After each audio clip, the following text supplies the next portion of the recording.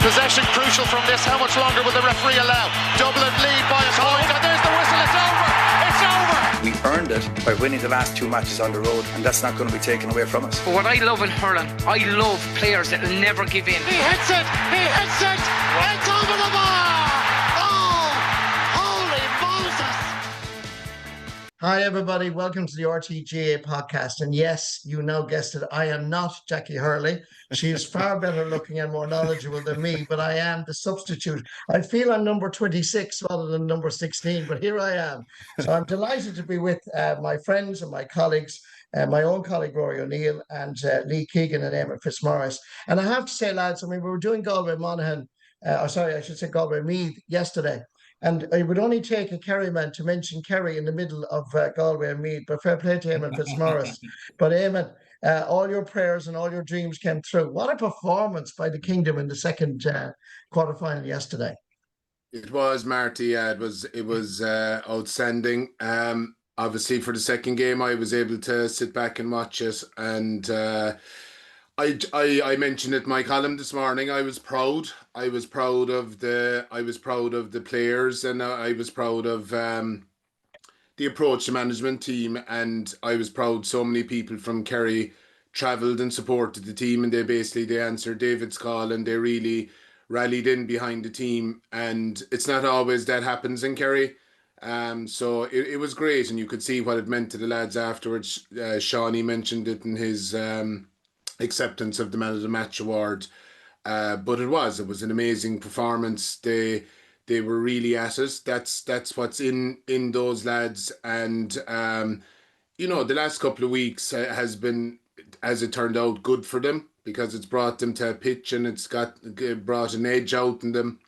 They probably needed to be seen and brought out, and we saw it in Croke Park yesterday, and it was a huge factor. And the trick now will be trying to get to that level again for 2 weeks' time, which they'll have to, because having gone to those heights yesterday, that will be a challenge. But no, very satisfying in that 15-minute period in the second half where they scored the 14 points in a row was just some of the best football that any Kerry team has ever played in Croke Park. But that 15-minute spell, they were breathtaking, and like I said, it was nice to be sitting back and watching it.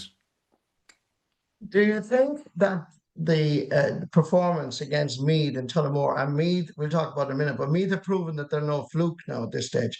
But do you think in the Kingdom, when they went back down, because it's a long way from Tullamore back down to South Kerry and any part of Kerry, was it a wake-up call on the journey home?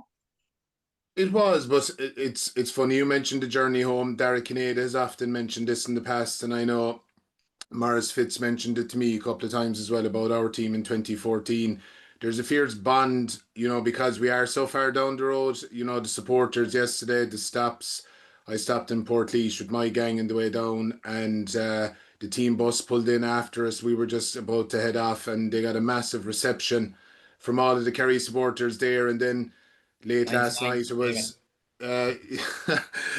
late last night then, like kind of coming up towards 11:30, coming down into the hill towards Castle Island, in a big long stream of Kerry cars coming home and everyone happy. It was it just had a good feeling. It had a feeling of a tribe kind of coming back from a satisfying day out. But yeah, look, absolutely, Marty, that day above in Tullamore, and doing my Obervala for the weekend, I watched back the Kerry Meath game, and I was actually going up to the game that day, and there was an accident between Borrisacane and Nina, and I got delayed, and I didn't end up making it. So I'd spoken to people that were at the game, and to a person, everyone was very disappointed with the performance. They couldn't see a way forward for us. But when I watched back the game, absolutely, it wasn't vintage Kerry, but I would have come away from it giving Meath more credit than criticising Kerry. Meath were outstanding that day, and again, a lot of what they brought yesterday. So I wasn't, when having watched it back, I wasn't as maybe down the dumps as some people were about Kerry's opportunity. And the other thing I felt coming into this weekend was players like Mark O'Shea, he only made his debut the night he came on in Cork because Barry O'Sullivan got injured and he had to go off. The way he played yesterday, the way Evan Looney played when he came on, the way Sean O'Brien played, those less experienced players, there comes a time in your career, it doesn't matter who you're playing for, you either do it or you don't. So again, I would have had faith in those fellas that they could do a job. I didn't expect them to play maybe as well as they played, but that they could do a job. And when you're on a panel and you're training all year long, that's what you want. That's what you want, that opportunity to go out, especially if you're down the pecking order. You're kind of saying, will I ever get a chance here? Will I get 5 minutes here? Will I get 5 minutes there? But because of the injuries, those fellas have got opportunities and they really, really took them yesterday. So that was satisfying. Hopefully the couple of the lads that are out get back in the couple of weeks now, and that'll make the squad stronger again for the semi-final, which you're going to need. But I think what the Meath game did, Marty, was it absolutely turned up the heat down here and it upped the ante, and it caused a circling of the wagons in the group, and they were cranky and angry within the group, and that needed to come out, and it suited them, and they played like that yesterday. So I think that was the result of the Meath game more so than anything else. You could hear it, but you could hear from Sean O'Shea's post-match interview as well, Éamonn. You know, there was a real cutting edge about it, and even with Jack as well, you could sense it. You know, like there was a real cut about it. And like I was very mystified as the backlash Kerry were getting. Like, Kerry don't become a bad team overnight, you know. And the one thing I was really hopeful for was like I was chatting about last week, was I was really hoping Sean O'Shea would go back to his attacking prowess. I think he does so much good work going back, and he devotes a lot of time to tackling, tracking. But for me, Sean O'Shea's best attribute is his shooting, and yesterday he put on a masterclass. And like, Armagh are probably guilty from their own consequence in terms of they were so zonally tuned in around inside the arc. They were nearly baiting Sean to shoot, and sure, he took it with a plum. So, but as well, what I found really good about Kerry yesterday was, okay, it was a Sean O'Shea show and Clifford, but I thought Graham O'Sullivan was outstanding in the first half. He was making lovely little inside runs to set up scores, and he got a score himself. He did a lot of breaking ball work and turnover. I thought the half-back line contributed 4 points. That was huge as well. We all talk about Armagh's directness and their depth and their strength of forward and their variation attack. I thought they blew that out of the water. And then, as you said, you had Mark O'Shea, O'Brien, and then even Tony Brosnan comes on. He was buzzing about the pitch, you know. So it was a real statement performance, but the whole chitter-chatter about Kerry being off of this, I think it was probably no harm that happened to them against Meath, because they get to Croke Park on a sunny day like yesterday and they played the complete football that they can do. This is a historic moment now here, lads, because we're going now to Rory O'Neill, and Eamonn Rangers and a Corkman. And for the first time in history, a Corkman is going to have to praise a Kerry football team. He called it last week, Marty. He called it. Oh, no, really? Oh, Jesus, sorry, I missed that. So, right, okay. The floor is yours, Rory O'Neill. Rory, stop recording. I know, but look, I did mention to him in a text message to say that I just fancied Kerry to win, and I didn't think they'd win as comfortably as they did, but I did think they would win, you know, with a bit to spare. And because I think they felt they were disrespected, and I thought they played yesterday with the sort of the look of a team that had a bit of spite in them. And I know there are columns floating about the place, and we hear it an awful lot in post-match analysis about coaching this and kick-outs that. And if I hear another bloody kick-out analysis piece, my God, on TV, I'll actually take a bloody hot spoon to my eyeballs. Like, I'm so sick of kick-out analysis at this stage, lads. Just a small word to the wise when you're going back onto TV. Please avoid kick-out analysis pieces. They are boring and predictable.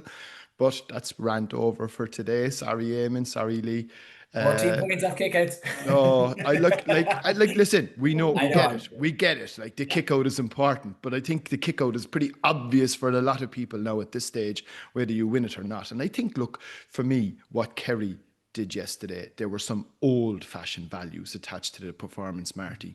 There was things like pedigree, tradition, history. There was all those sort of things, like to say, like, we are still Kerry. This is Kerry football you're talking about, and we feel we've been disrespected. And I thought Armagh got the full force frontal, absolute blown away. And I mean, blown away. And I suppose the real question now, Éamonn, is what's life like in the Ulster Football Championship these days? Well, there's still 2 Ulster teams left, Rory, and Well, you've two down, and 2 to go, is it? yeah, funny. Yeah, I think the Ulster thing can be oversold sometimes from the Kerry perspective. Personally, both playing and managing, I always really enjoyed going up against the Ulster teams because you were going to be tested to the hilt, tactically and physically. So if you came through those tests, it was always a good sign of where you were at. But yeah, look, our Tyrone friends, there'll be plenty of nostalgia pieces over the next couple of weeks. But I think the Kerry lads will probably, a lot of them were there in 2021, and that's the one that they'll draw on rather than the 2023 game where Tyrone were possibly coming in a bit tired. And it was a similar performance to yesterday's game against Armagh in 23, where Kerry really had a cause and they played. And again, it was led by Shawnee Shea. That day was really to the fore as well in 23. But I think it's the 21 game where that semi-final where a lot of those players will feel that they left a big opportunity behind themselves that year to get into the final. So I'm sure they'll be referencing that within the group. We actually probably we could have done a Kerry in the final in 21. and Marty, just one small shout out as well. And I know Sean O'Shea deservedly got man of the match. And you knew Kerry meant business actually when he kicked that first score and then the 2-pointer. And he always kind of runs back with a kind of an I mean business sort of a run back to position. But there was an extra bit of I mean business about the way he ran back into position after he got those scores. And like deservedly man of the match and, was outstanding. But Joe O'Connor for me this year has been a revelation. Like I would have him in Footballer of the Year category. Now I know Clifford will probably get it if Kerry go on and win the All-Ireland, and it's very hard to argue. But Joe O'Connor, like if you go back to you remember the goal he even scored against Cork early on, his performance and form all the way through the league, which I know it doesn't count for a whole pile. This is a guy, by the way, whose journey maybe to being a Kerry footballer hasn't been a sort of a straight line. Was he playing rugby at one stage, Éamonn, as well? Yeah. So like I think he has been a huge boost for them when they're trying to deal with all the injuries that they've had. And I think it was important as well yesterday when they went 5 down, and after that Rian O'Neill score, it was Joe O'Connor that kind of went up the other end and got that score. They were savage under breaking ball. He was everywhere on the field. It was just one of those days where I think, particularly in the second half, and I know people might say, well, Armagh had, they were on top. I didn't really think, I even think in the first half, Kerry were well on top. They gifted Armagh a goal, really. I mean, it was a very, very soft goal. I think Kerry should have gone in at half time ahead and then just blew them away in the second half. It was an outstanding. I'm still surprised, Rory, that teams, Dylan Casey got caught in his heels for the goal. And I don't know why they do it, Éamonn. Dylan played very well, in fairness to him, but he got caught in his heels. But you're still, as a back in that situation, you're still better off touching it inside the arc. Give away the 1-pointer. Like if the kick out has gone wrong, it's a kick out malfunction. Give away the 1-pointer, but under no circumstances allow someone get a run on you. A similar thing happened to Mayo Lee for the Rory Brickenden black card in the kind of final. Like he'd been better off just touching the ball and give a free and take your beating. But there was a double whammy for Mayo that day. So it's probably we'll see it from now on as teams cotton on to it more and more. Just one thing on I don't want to but I remember for a big man, Joe O'Connor's fitness is just next level. He made a turnover down the Cusack side yesterday, midway through second half, and he was just powering up the pitch and incredible energy. I thought he set the tone second half hugely for Kerry. He really led it. And just one thing on Armagh then, I thought, it's funny, none of them really hit the heights outside probably Oisin Connaughton yesterday. You know, he kicked 6 points and he was a real live wire. He did cause Kerry probably the only bit of hassle, I'd say, up top with his directness and his pace. So it was a testament to what Kerry really brought to the game. I thought defensively they looked hungry. They did not want to concede that goal. But outside, I thought Connaughton, Armagh they were well beaten out of the pitch, to be honest. Like, if you told me Creeley and Grimley would have been subbed midway through second half, you know, that itself is a huge plus for Kerry. I know we were busy doing the draw afterwards, lads. So, and I normally wouldn't attend the print media, but I met some of my colleagues from the papers, and they were really, um, I suppose, positive in the reaction that Jack O'Connor spoke so passionately and eloquently, and had a right go at some of the local critics, and it's in the headlines in today's newspapers. Were you surprised with that, Éamonn and Lee and Rory, indeed? Because Jack is always very kind. I have to say, he's very good to me anyway. And but you always should know when Jack is, to use your word, it might be a bit cranky. Oh, he was cranky. Certainly cranky after the game yesterday. Marty, at least he attacked in a positive way. At least he attacked the local press. That's the main thing. Yeah, I'm not sure about that now, Lee. Yeah, no, I was surprised, Marty, because I thought, you know, generally when after a win like that, Jack is effusive. You know, like if you were having some kind of a quiz show and you were showing 2 clips of Jack doing a post-match interview, did Kerry win the game or did Kerry lose the game? Generally, it's pretty easy to ascertain which is which. This was more like a Kerry lost the game, won by the sounds of things, but. Like, to be honest, I'd say on a human level, he was hurt. He was hurt by it. That's what it seemed to be, because I know he'd a small bit of a nibble after the Cavan game last weekend, but he obviously he obviously decided this week that he was going to unleash the double barrel. So anyway, he had his say, and he probably feels better for it now today, and he'll move on to the semi-final. But I was a bit surprised. But like I said, it hurt him. It obviously hurt him, because otherwise he wouldn't have come back at it again. Éamonn, I think Kerry, they're only people that call for a huge home support, but then question the support locally. Yeah, you see, it's the support locally is the thing, because like I said, the supporters yesterday now, and there was a fierce, there was just a connection with the team. It was one of those. Everybody was up for it, Éamonn. Yeah. Everybody from Kerry was up for yesterday. Yeah. The supporters, the management, the players. It was, I presume you were. I was. I wish I could have played, Rory. Yeah, but you could feed that. I know you could feed that off the players though. For every turnover or breaking ball or score, there was a connection with the crowd. You know, they let them know how much they wanted. You know, and you can feed off that as well. There's a huge energy from that. Yeah. Just before we leave this game, Armagh, I'm sure, considering the form that they had coming in, that they'd be very disappointed, because they were just gobsmacked, I think, particularly that 14-minute period. I don't think I've ever seen anything like it. 14 points in 15 minutes. It was exhibition stuff in a championship match of the highest quality in terms of quarterfinal championship. But Armagh today must be devastated. I think the biggest killer for me, Marty, with Armagh, they never looked to change their defensive shape. And like, to score 32 points in All-Ireland champions, like it's new territory altogether. It felt like a hurling match at one stage. Like, there was 30 points in the clock with 10 minutes to go, and you think, could they hit 40 even? Like, you know, they were that good, Kerry, but all they did was keep ball for the last few minutes. Like, that was the biggest issue for Armagh. They just couldn't get ball, Marty.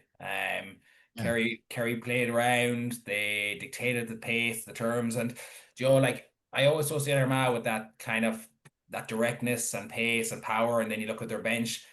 They were never allowed to get into the game at all. Like, you know, Rian O'Neill was a bit of a shadow of himself yesterday. Roy Grugan outside the goal was not effective. Their half back line, McQuillan in particular, they never got into the game. So I think Kerry really had their homework done in Armagh. The one thing I like about Armagh is that they still have a great squad depth. I think their age profile is good. I think what McGeeney's done with them is brilliant.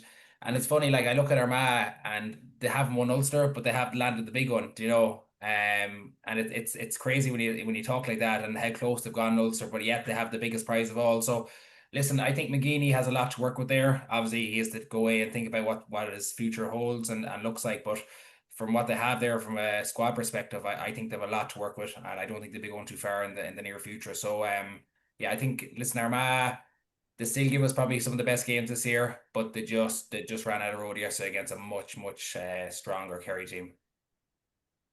Let's move to Galway, Meath, because at 3:45 yesterday on Sunday afternoon, you'd have said that the story of the weekend was Meath. They were overshadowed afterwards by a brilliant Kerry performance. But Meath, like Éamonn and myself did that. Lee, you were with Joanne, part of the panel. But I have to say that second half performance by Meath, when you think of what they did, because it looked like Galway had shown, and I said it, Éamonn said it, great character. And lo and behold, they come back and they win it again. Just give me your thoughts on Meath and their performances through the summer. Well, like I suppose, Éamonn, you touched on it, like the Kerry game, particularly, like you went away thinking more of Meath than probably of Kerry, but like for me to beat Dublin, Kerry, and Galway in the championship season is And Cork. And Cork, Just throwing that in there. Yeah, no, like it's and a draw with Thanks for that there, Rory. Thanks very much. It's unprecedented stuff, really, when you look at it. And we interviewed Caulfield after the game, and that kind of, that youth and that exuberance of them, you could feed it off them. And like, he talked really well about what Robbie Brendan's brought to the camp. I to be honest, I thought they were dead ducks when Comer came on and swung the game. Like, his contribution was just insane, and that's what he brings to the Galway setup. But the reaction from Meath in that last quarter was next level. I have to say, there's a huge belief within that squad. And I think Tomas kind of touched on it yesterday. Like, where did they come from? They've kind of come out of the blue, like, but it's probably no coincidence with Robbie in there and what he's done with that group. Very young, very energetic, very bubbly type group, but they have serious footballers. And one guy that really, like, you look at Jordan Morris as an example, like the serious knee injury he had during the league and turned into performance. And yes, it would have been easy for Jordan to, shy away. He missed his first 3 shots in the first half and been marked by probably arguably one of the best cornerbacks in Johnny McGlynn. He absolutely tore shreds out in the second half, and it was his turnover on him to get the goal as well, and that set that up. So, and then another guy that I thought contributed hugely was Gray, that came on in midfield. He broke everything. He stayed the ship in midfield, and then he got what's probably classified as a midfielder goal. I wouldn't say it was off the Clifford nature now, but there was a bit of fumble and stumble, and then a nice little tidy finish. And that's the type of stuff that you love to see. And I have to say, the Meath support yesterday was just the atmosphere they brought, the crack they brought. I thought it was brilliant, the colour they brought. So listen, Meath were deserved winners yesterday. Don't get me wrong. Like, Galway's purple patch was that 7-8 minutes where they hit 2-3, but outside that, I thought Meath really give it to Galway and deservedly got the win yesterday. And Marty, one of the things for me is, like, we have seen in the not too distant past the sort of a fly-by-night team kind of make it into the latter stages, even make it to semi-final stages. We've seen Wexford, Tipperary, different teams. Cavan made an All-Ireland semi-final, I think it was in the COVID years, and then fade away again very, very quickly. I don't know if you could say this about this Meath team. I think their ceiling is quite high. Like, they have the potential to get better. They're very, very young age profile wise. They have a couple of experienced players, the likes of Keegan and Menton, but they still have a pretty good underage system. They were in the Leinster final this year, again at under 20 level. They are very, very competitive at in schools.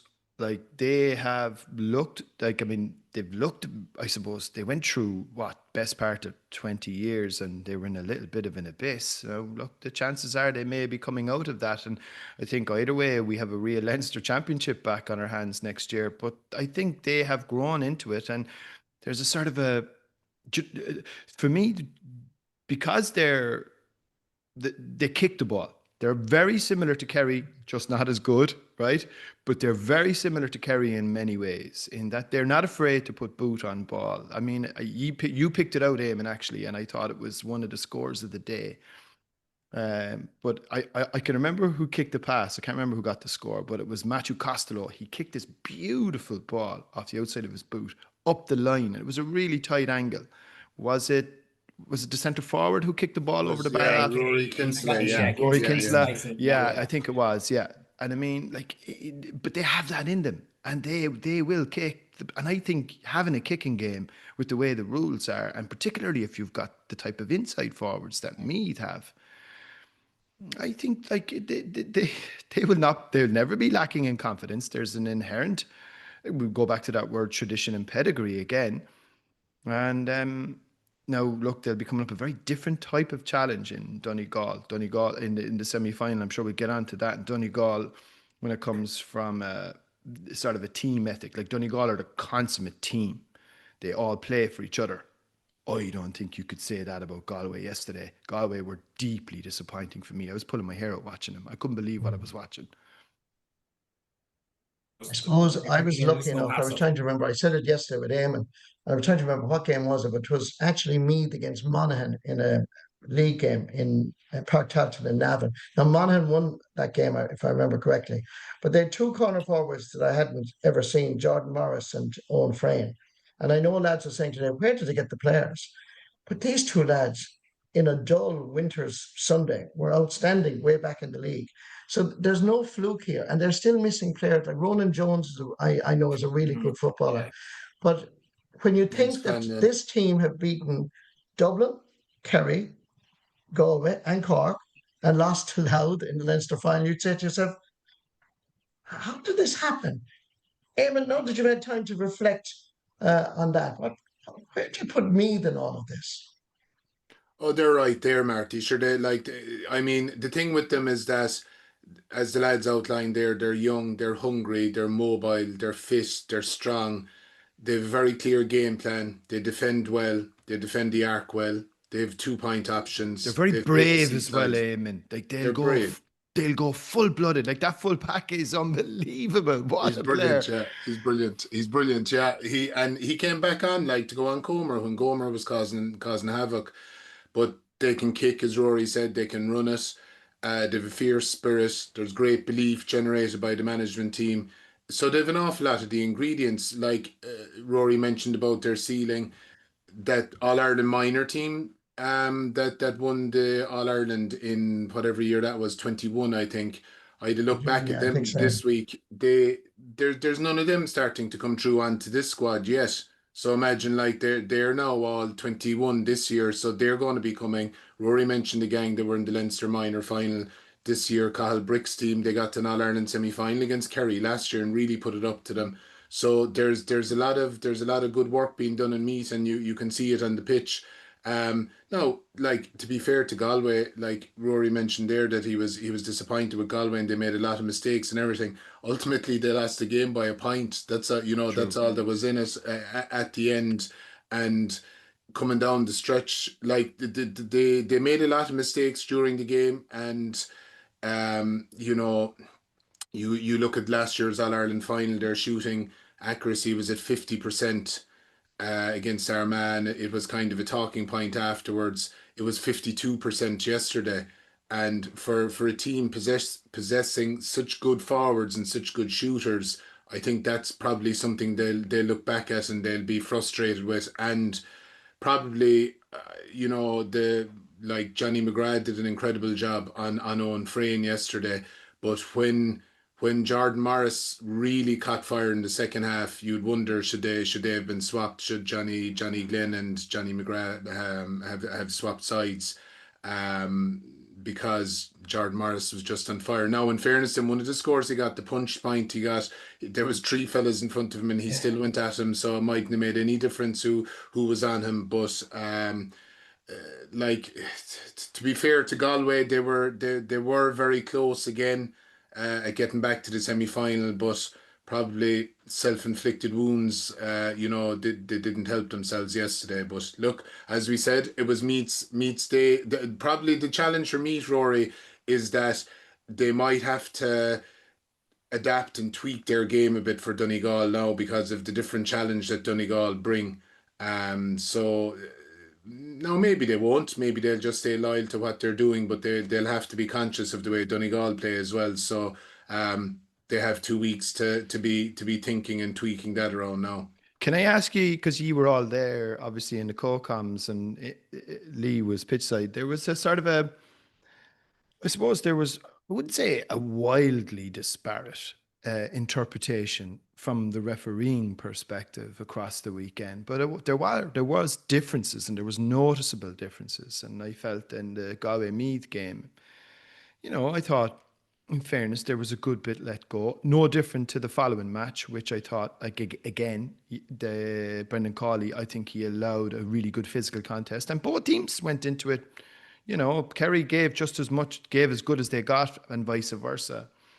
But I thought McDally handled the first game really well, though. Did you? Yeah. I thought he did well. I know Pork probably had a pop at a decision on Daniel Flaherty in the second half that probably cost him. It looked like a pull down, didn't it? Probably did, yeah. There was some on the edge, but he kind of laid out his stomp early on, Rory, to be honest, that he was going to let the physicality in the game, and he had during your free yesterday in that first game for sure. So he did. So I thought he contributed to a good game, especially late on as well.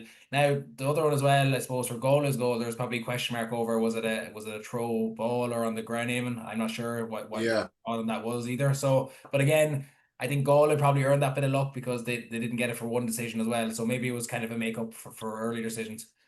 I thought with the Daniel Flaherty one, lads, I thought in real time watching it that it was a free. I thought it looked like a free, but when one of the replays that when it was shown, he played for the free, and the angle that Martin McNally would have been looking at, he an arm tucked under. He tried to grab the hand. He tried to grab the hand, and was it Sean Coffey? I can't remember which one of the Meath lads.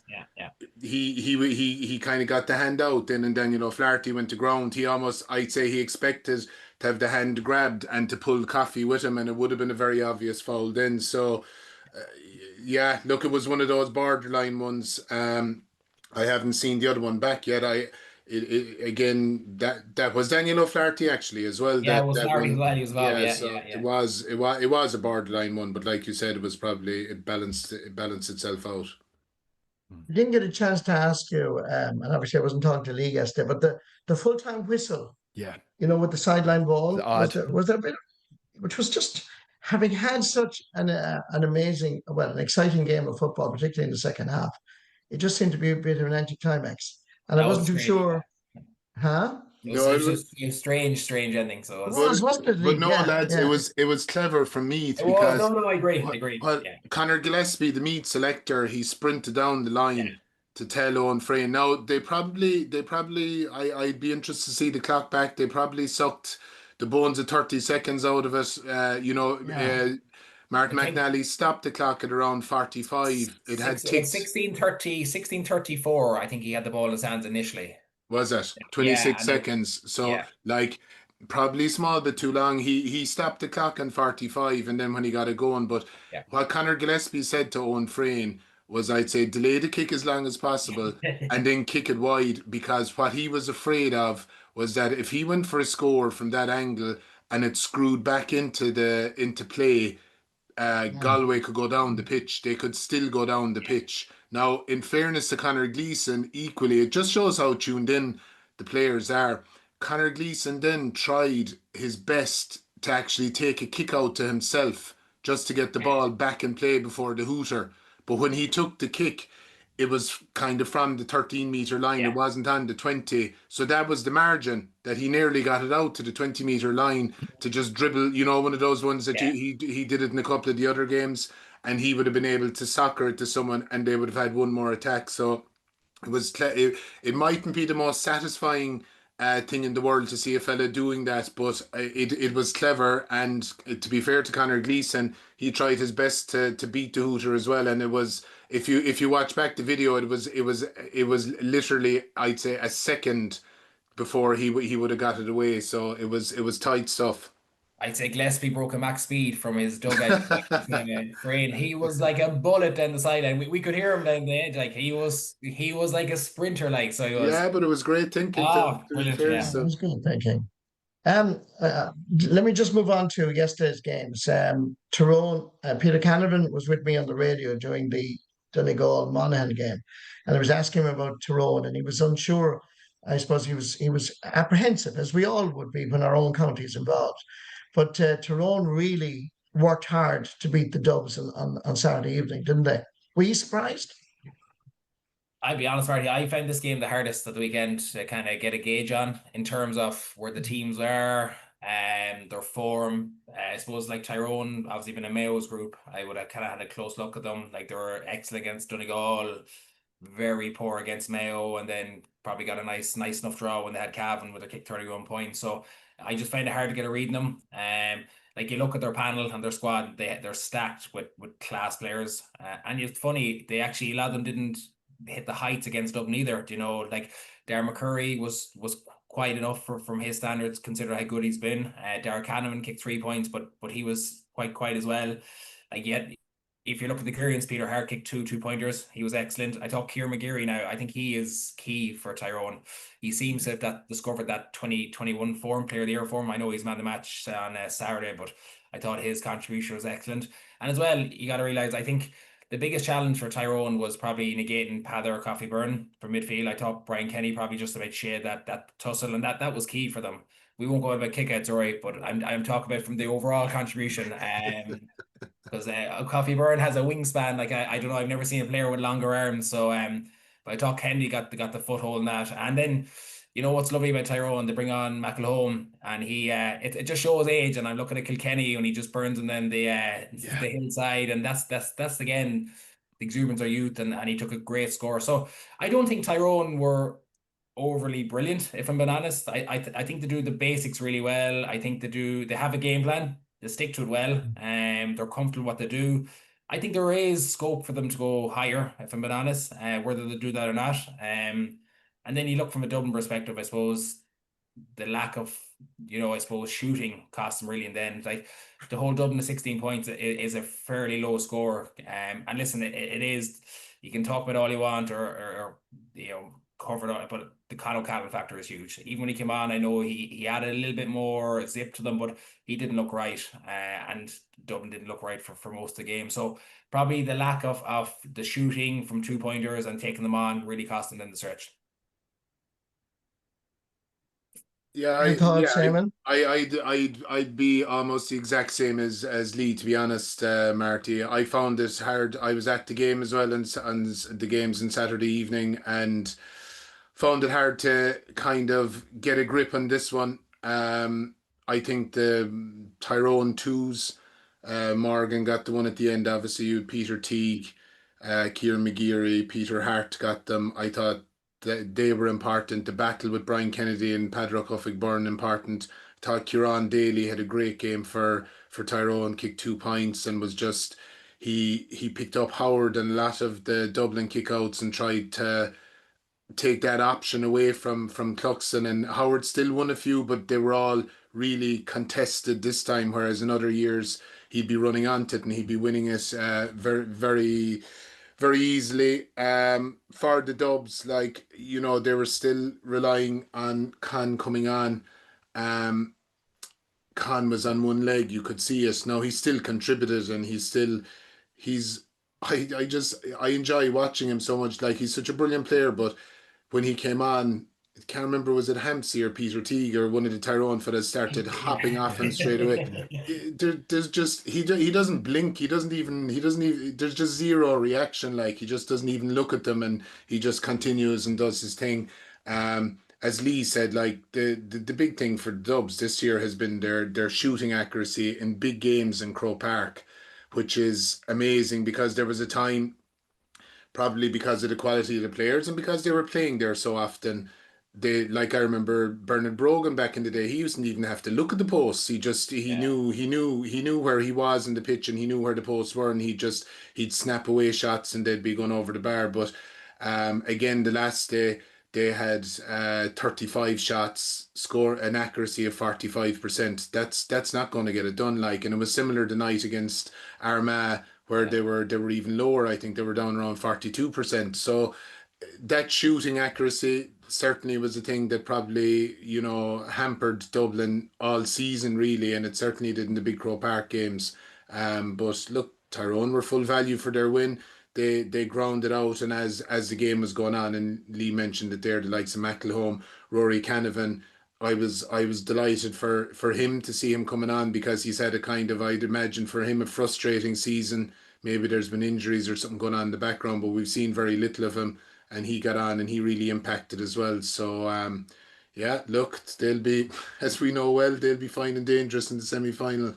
It was kind of felt it to me, Marty, like the kind of a game that was almost played, the 2-pointers from throwing aside, that like it was almost played under the old rules. That was a kind of a vibe, and like I was there, it was just a flat game. Slow burner, Rory. Well, yeah, it was. Slow burner, You're then saying to yourself, well, who should this suit? And it was very difficult to kind of figure that out. I mean, look, they don't have the same caliber of forwards Dublin used to have. We know that. The goals have dried up for them. We know, again, the oxygen that the Dubs normally derive from goals, bang a goal into Hill 16 and the whole place goes ballistic. They haven't really been able to score goals. Their shooting accuracy has been, a little bit off. But they're just not the team that they were. I mean, somebody sent me a text there. I should have confirmed this now, but Dublin lost as many championship matches this year as they have in the previous 10 years combined. Whoa. It's extraordinary, like.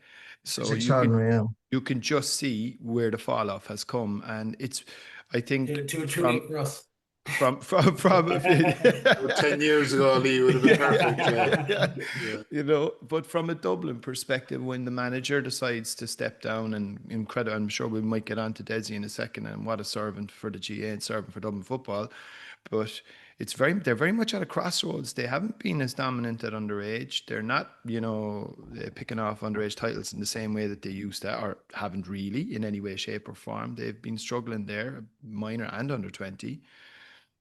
And there are no immediate obvious candidates out there that you would say, there's plenty of football brains and experience within Dublin, and I'm sure they won't be going outside the county. And I know Paul Flynn mentioned last night Declan Darcy, which was an interesting call. Ger Brennan is already in situ. I'm not too sure if he's going to be that interested, but it's a big, big decision for the county board now, and it's one they really do need to get right, because for my mind, they are very much back in the pack, and you could be looking at a period now where, well, the dominant era is very much over. I still think it shows, though, like if you take the turnover from the years we played Dublin and Desi comes in, like he still took 2 All-Irelands. People are a bit short-sighted sometimes and say, well, this Dublin team, like there is no comparison, and like you have to be brutally honest. So like I still think Desi did a great job with the team he had. Like you're right, Rory, Leinster is probably as open as it's ever going to be for the next few years, and you'd probably have multiple different winners. But for the Dublin team, yeah, it's definitely a transitional period for them, I think. But like I still think Desi worked a lot of good stuff there with that group, and I also have to pay homage to him in a good and bad way, because he probably definitely clipped our wings. Like he brought probably a lot of those 13-year-olds, now generational players, I would say, to be the greatest players that ever graced the pitch. Like he nurtured them into the players they are today, which cost us dearly, but you could see the job he's done with them, and to give 4 decades to Dublin, I mean, it's just incredible service. And like he just lived and breathed the Dublin mantra, and you couldn't pay any more positivity to him if you tried. I think he's done a brilliant job with them, to be honest. Yeah, would echo all of that, Lee. Sure, and like he's just such an unassuming gentleman as well. There's no nonsense about him, and like I think always the ultimate sign is how players feel about their manager, and the Dubs are notoriously tight-lipped. You won't see much about them, especially when they're still involved, but you could see after they won the All-Ireland in 2023, I remember James McCarthy did an interview, I'd say might have even been out in the pitch straight after the game, where he really, he outlined how much that they were really going after this for Desi because of some of the flack that he had taken after the defeat to Kerry in 2022. So that's always a great sign. And, all of his achievements, you mentioned the 2 All-Irelands, Lee, it's hard to win an All-Ireland, never mind win 2 of them, especially it's getting so competitive now again. He won them he won All-Irelands as a player and a manager. He won All-Ireland's minor, under 21, senior. his whole body of work with the GPA, like to bring the GPA from where they were, these kind of renegades on the outside trying to make trying to do something, unprecedented. He was a visionary the way that he brought those from the GPA from where it was. I can remember I was playing when it was starting off to the acceptance and the voice that they have in the room now was, that was incredible that for him to be so central in that. So he deserves massive credit. I wonder what he's going to do with all his time when he's been he's been involved for so long in at such a high level. He'll have plenty of time, but no doubt he'll fill it. They have a pretty good club team in the Fina at the minute, Éamonn. You True. Can be they are a good side, and I wouldn't be surprised if you were to see a Debonishtor pop back on again at club level. He's just been an unbelievable servant, and I think sometimes it gets forgotten as well, Éamonn, because look, you know this just as well as I do. No different than Kevin and Mayo as well. Unlike some other managers, let's say. These guys are all volunteers. Like, you were a volunteer, Éamonn. You know what I mean? You're like, sometimes I think people forget that when it comes to the contribution. Most people forget that, Rory. So not this myth, there's checks going under the Kerry's management. No? There's no checks under the table in Kerry. Leave me. Certainly is. In fairness, Éamonn, your helicopter looks really, really good when it lands outside Croke Park. Marty, I told you that was only for the two of us. You weren't supposed to mention that. No, but you're right, Rory. It's a hard gig. It's a cutthroat gig, like, and we know more so than here recently with Kevin and how things were handled. So like it's not for the faint-hearted. You need a bit of backbone to you, and if you're going to compete with some of these sharks now, and with the way the rules are, you have to have big backing behind you. So, and the only thing you get free is abuse. Yeah, free of charge. I'm just conscious of the time, lads. So I'm going to move on because Donegal and Monaghan. Donegal certainly at half time looked to be a worried side, but my God, what a transformation in the second half. 7 points down, I think it was, against Monaghan. But the second half was a bit like Kerry yesterday. I mean, it was just phenomenal, wasn't it?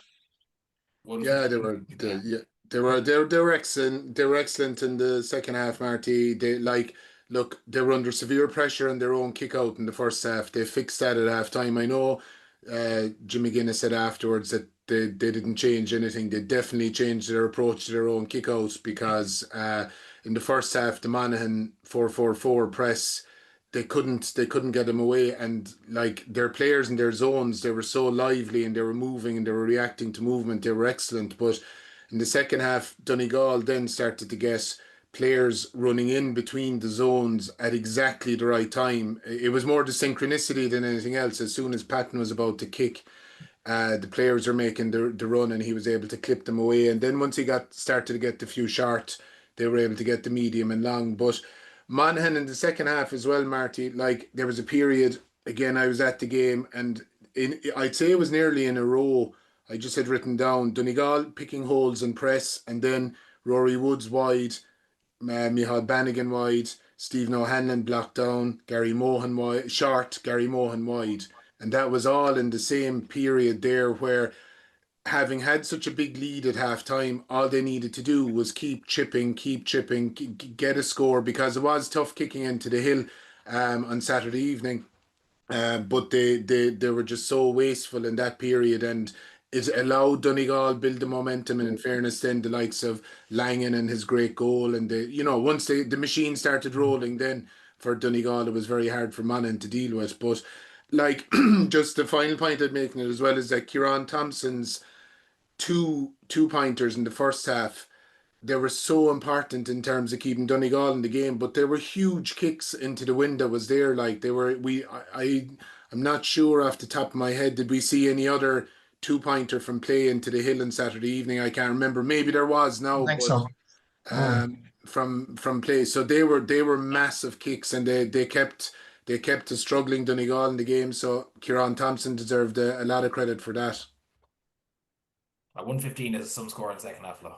Like, I think there's their mindset when they came out. It's funny, like, you wouldn't think Donegal had a 6-day tournament, Like that sprintability, the big word now, like they came to the fore. It's funny, actually, I was laughing. Michael Langan, I think it was the quietest I seen him for 45 minutes of that game. I thought Carville did a great job of him.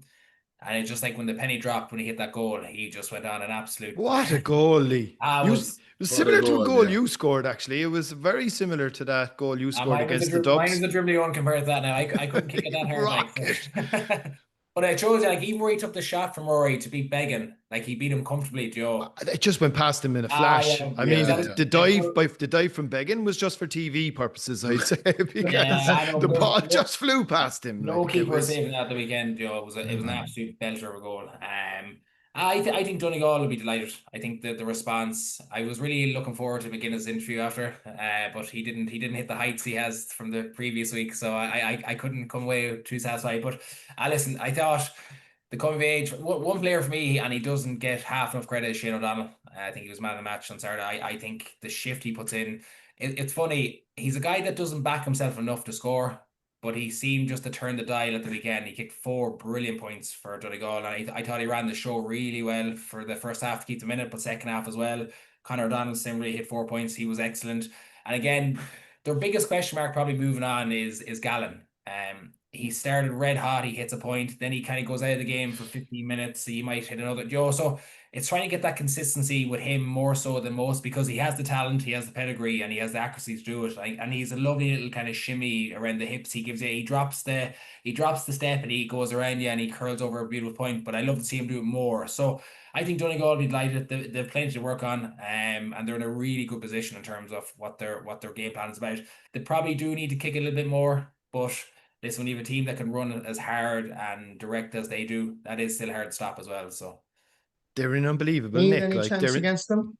They're in unbelievable condition, Marty. Like that's why people might have their doubts about their ability to run it the whole way up the Hogan stand. But at the same time, you know, like you would have said 6-day turnaround into a second half. They're 7 points down.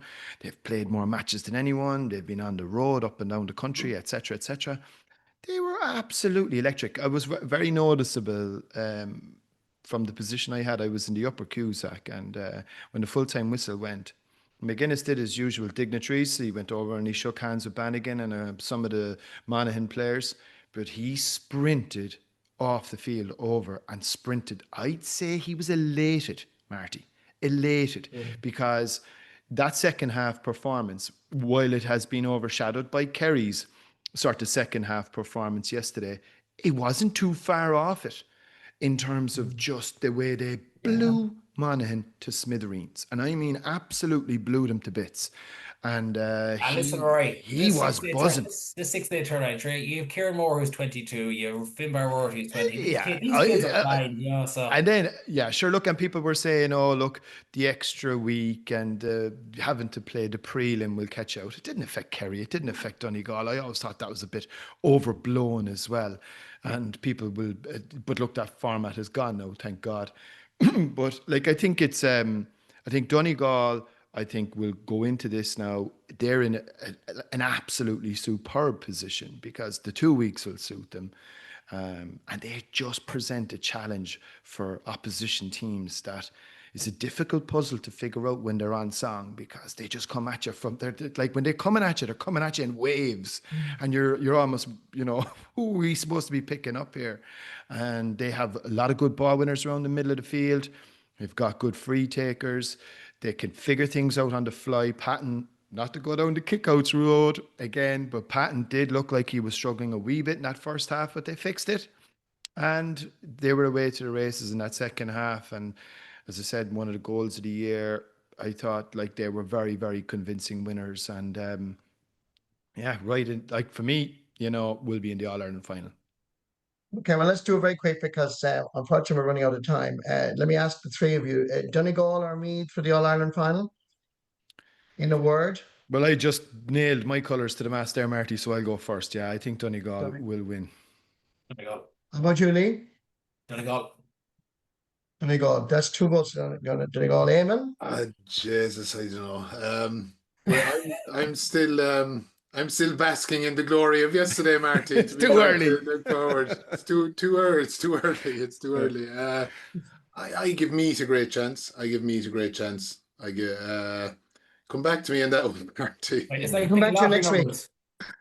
Come back to next week, yeah. And obviously, Rory and Lee, you'd expect Tyrone to beat Kerry by 5 to 10 points, I'd say. The one funny thing about all of this, though, Marty, and you'll know this just as well as I do, you'll know it better than I do, having been in this business for as long as you have with the experience you have. Whenever, and Mick Foley is a great man to come up with this one. When everybody talks about open championships and it's wide open and anybody could win it, and it's very hard to call this game and it's very hard to call that game, and who knows who could make the final. Who usually wins those All-Irelands, Marty? Kerry. People are not talking about Kerry. Anyway, lads, we look forward to the next couple of weeks. And thank you indeed for having me on your podcast, because I know you're a regular guest. And thank you, Rory and Lee and Éamonn. And I look forward to working with all the three of you over the next couple of weeks. We're going to have a great couple of weeks. And the hurling semi-finals on next weekend. I heard on the rumour mill, but I can't confirm it, that Kerry will play Tyrone on the Saturday evening, and the Donegal will be in action on the Sunday, but that's to be confirmed. Yeah, and one small little point on that. They're meeting in the minor final, Marty, as well, Kerry and Tyrone. Would it have been an idea to pair the two matches off? But anyway, look, we won't give out. It was a great weekend of football. Saturday, you have Talish on the Saturday as well, so if you had them... That might be a factor. Fair enough. Anyway, just from Jackie Hurley's substitute, I was so glad I got a run off the bench, and continued success to you. Massive impact, Marty. Massive impact. Yeah, thank you, Éamonn. Thank you. Thanks, I might get another run before the championship is over. Don't get carried away now, Marty. Don't get carried away. Dublin lead by a point, and there's the whistle. It's over.